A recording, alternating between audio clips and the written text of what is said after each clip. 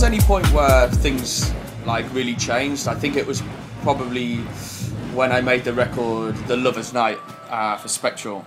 This was probably one of the first records that I did that was quite a successful track, and I felt that that was a point where I started to become comfortable producing and finding my own sort of style. I think that was like quite a big turning point, because up until then I was still sort of like unsure about the music I was making. I was still learning, so I wasn't exactly being able to make what I wanted to make in my head. And when I made that track, that it sort of clicked into place, and that was like a real, you know, turning point. Off the back of making that, it inspired me to make a lot more music, and yeah, and then obviously that took off with getting, you know, a lot of gigs and touring. So yeah, I mean, that was probably like six years ago or something. So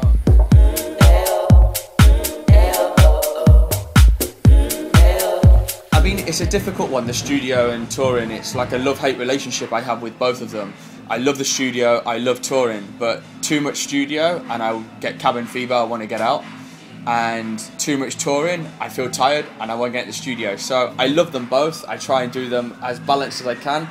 Sometimes I can't get in the studio, I'll be traveling and it's a bit difficult to produce, but at the end of the day, it's like I love playing out as well. So, but I mean, I love them both. I love them both. When do I feel a track's complete? It's a difficult question. I mean, I'm one of those producers that I make music very fast, and I should maybe spend more time on the tracks after. So I don't know. I mean, for me, a lot of the time, it's when I've tested it.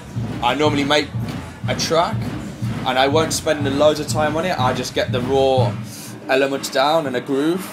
I test it on the weekend, and then straight away when I come back the next week, I know what it needs and what it doesn't need, and then normally I can finish the track. So I work quite fast.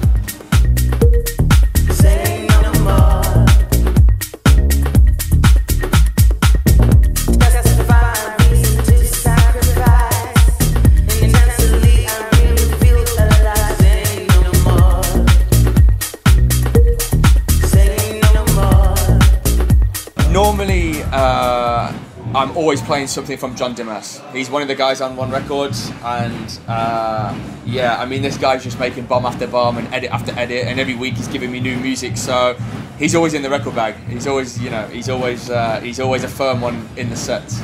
I mean, it's an obvious cliche answer, but Berlin is like a good, you know, sort of comparison. I've spent a lot of time living there. And you know, I play like sort of music that I feel really works at a lot of the clubs in Berlin.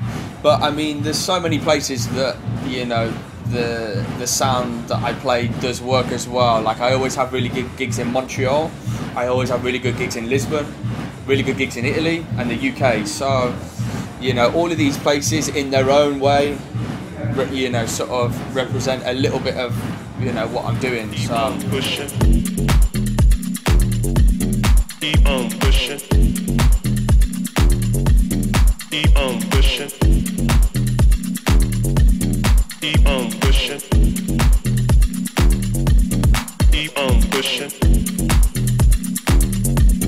Keep on pushing. Keep on pushing.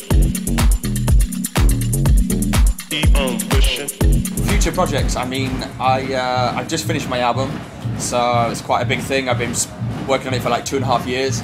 Finally finished. It comes out probably like September, but the first release is out at the end of this month on Crosstown Rebels. Features Cedric from Azarian 3 and a really cool remix of Matthew Johnson.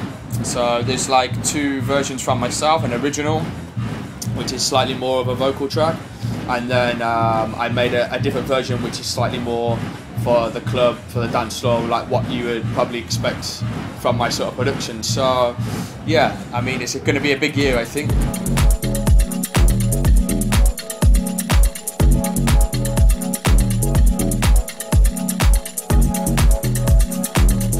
Yo, this is Subb-an, giving a big shout to Insiders. Keep on pushing. Keep on pushing. Keep on pushing.